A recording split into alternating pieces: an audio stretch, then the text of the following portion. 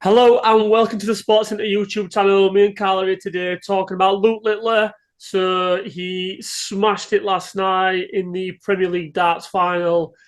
And before we get into this one, Carl, I think I need to do a little bit of a disclaimer on his last episode about Luke Littler. Because for some reason, Go on. we got a lot of shit for that. Well, you weren't there, were you? I did it on my own. Yeah, well, And I said to you, didn't I? I was a bit gutted that I didn't make that one. well, yeah, I mean, obviously he saved his best darts for you to do another one. But yeah, I got a lot of shit for that last episode. And do you know what? If people who are doing that need to go back and watch it again. Because actually, all I did was praise him on that, and I just said I was just a little bit cautious that I just didn't want him to be one of these sports stars that gets elevated when he's younger, and then people just basically when he gets to the top, which after like last night is nearly there, or it could be there already. You know, we like to build people up and then bash them down in this country, don't we? It's very true, we do. Um, I wouldn't have slated you for what you said on the last one, but I've got nothing but praise for him. And I also like the way he goes about doing his thing. Do we want just all sports stars to be mundane, boring, just towing the line? Or do we want him to give a little bit back? Do we want him to engage with crowd? I think he does. Yeah, he comes out and he shows football scores going 2-0, this, that, and other because I think we were in Liverpool and Liverpool had lost 2-0 Yeah. whatever it was. You know, I like all that. You know, like I think when they're up in Edinburgh and he would telling crowd to shut the fuck up or whatever it was, you know, because he'd just won. And I like all that. I don't want these mundane, Well, boring people. it He's took got a personality. it took a jab at Arsenal and Chelsea and Tottenham, didn't it, before last night because they were in London. Yeah, Did he? I didn't see yeah. that. I He don't got. know. I seen an interview where basically they were asking him like, "Oh, do you think you'll get some stick off crowd?" And he was just like, "Well, Arsenal bottled it. Arsenal bottled jobs, so they can't say oh. Chelsea are rubbish, and so are Tottenham, so they can't say no either." He says, "If anyone, Crystal Palace can give me something for beating us 4-0, but that's about it." It's true that he's now favourite to be sports personality of the year Is it because really? he's got a personality. I He's do get that. different. I do get Do you that. know what I mean?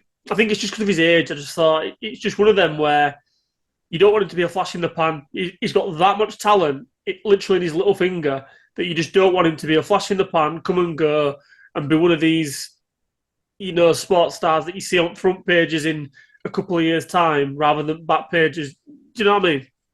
Yeah. Anyway, fuck all Yeah, that. and that's down to his management. I mean, Yeah. his management's got to look after him, and that's the thing. You know, he's just got to say, calm down, right? You're not doing this. You're not doing that interview. Blah blah blah blah blah. Put him out there when he needs to be put out there. You just make sure you do your business when you're on hockey. Well, let's talk about that Simple. last night. Let's get into it, Carl. Well, annoyingly, we both missed the start of it last night because we were filming last night's podcast, and it started before we'd finished. Yeah. So we missed like first four or five legs. Of the semi-final, Um, we should say. Semi-final against Michael Smith. Yeah, Um, and he ended up blowing him away. To be fair, didn't he? it did. It did. It did. 10-5. You know, just cruised, but he looked so focused. Usually, he has a bit of a joke and he's talking and he's having a bit of a play with his opponent, and there was nothing. He was so focused, which we'd not seen from him before. Well, let's move on to the final then, because it was a bit of a cage affair to start with, wasn't it? You know, they're literally trading leg for leg up to 5-all, and then he pulls out that 9 darter. Boom! He goes. He's like touching his watch. It's about time. It's like, well, yeah, it is. You've done it in pretty much every other tournament. You were due one, and he's just an absolute phenom. I'm not the first person to call him it, but he actually is. He's just a freak. Did he break the record for He 180 makes as it. well? Because I know you were on for it. Did he need 4 or 5 to break the record? Did he do He's it got he's got the most 180s in Premier League history now? in Yeah, Premier League history. Yeah. yeah. It's just a beast. And, you know, like even at end, and I'm flipping to the end. Even in his post interview, he was saying like he gave a little slide dig, didn't he? Oh, for all you doubters or whatever, and It's Yeah. like fair play to him, I think. No, he did well. He got a bit emotional, didn't he? He showed a bit of emotion at the end there. Like normally he's pretty ballsy, pretty cool, and that keeps it all together. But he got a touch emotional at the end.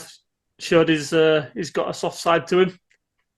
And fair play to him. It's the second biggest tournament after Worlds. Oh yeah, So, yeah, of course it is. the guy the guy we were playing won the Worlds.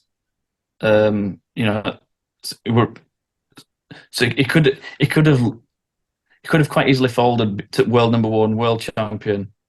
Thinking, oh, he's never going to get over the line because Luke Humphries is always going to be there. But proved it can mix it with the best and be the best. They've got a bit of I won't say a soft rivalry. They've got a bit of a competitive rivalry going on now. Them two, haven't they? I think there's a lot of the Premier League darts players have. They also Aspinall's another one. He's got quite a bit of a bromance with because he's a Manc as well, isn't he? I'm not I think sure. he's a Manc. I think he's a Manc. He's definitely a Northerner anyway. So even Michael Smith, they've got they've all got a bromance. It just seems like Van Gerwen's a little bit. He seems a little bit miffed as though like all these new kids are pushing him away a little bit. But if I'm honest, I thought Van Gerwen were going to win it last night Poor, wasn't before any of the darts were thrown. he? He were poor. I thought. I actually wrote a note in. Well, I wrote a little comment in my notes saying that he where did he get to now?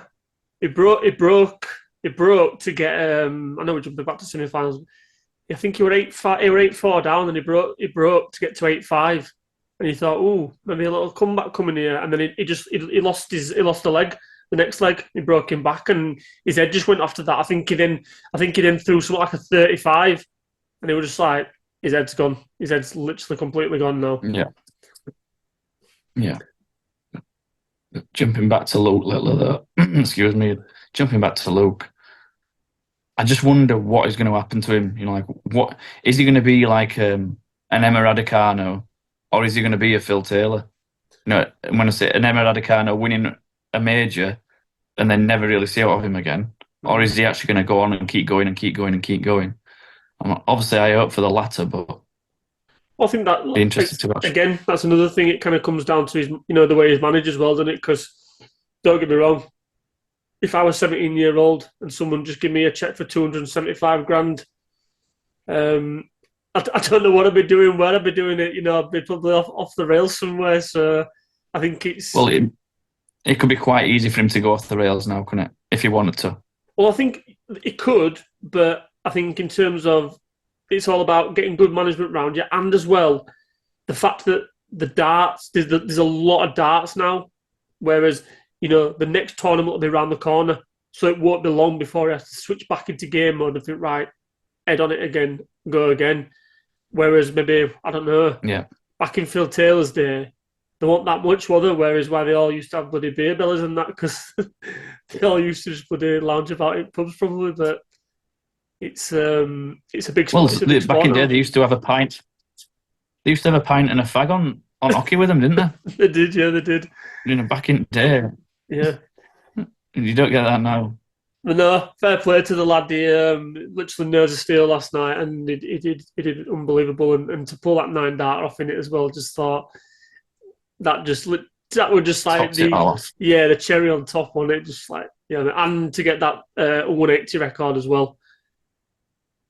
Yeah, he's going to smash records. I think he's going to smash records because I do think he's going to go on and on and on. I just fingers crossed that he doesn't go off at rails. Well, I think someone said to us in the comments. I think someone said he'll be the only one, or he'll be the next one to challenge. He'll be pushing Taylor's record for world titles, and he's got age on his side. He's got all the talent. He probably could do it. To be fair, because at the moment. I mean, there's some ridiculous darts players out there, but he's just better than all of them at the moment. And if he keeps up that standard, no telling where he could end up. It just seems more natural to him. I don't know why than others. Like Aspinall's obviously up there. I rate Aspinall, but it seems like he's really got to work for it, and he's got to really pump himself up to be able to produce sometimes. Obviously, Van Gerwen's pretty natural, but. He seems to be sulking to me a little bit. Van Gerwen? And yeah. And Luke Humphries, natural, but again, it feels like he's got to work at it and work it. And I think he's a little bit cocky in the fact that, oh, we are the best. I am still world number one. I am world champion. He seems to reiterate that all the time. It's like, but really, at this moment in time, I don't think you are world number one. You might be officially, but I don't think you're world number one right now.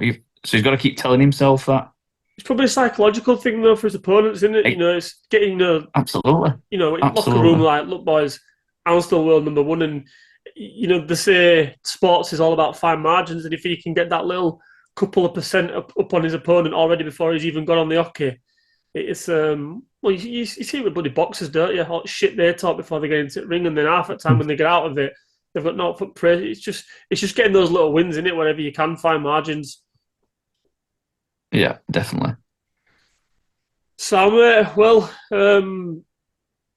let's see where he ends up. As I say, I think he could really, if he's managed well, he could push Taylor's record. So let's see what the future holds for Mr. Littler.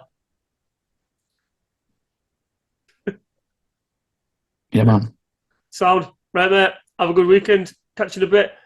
Same to you guys. Thanks for watching as always. Drop us a like, hit the subscribe button, and we'll catch you later.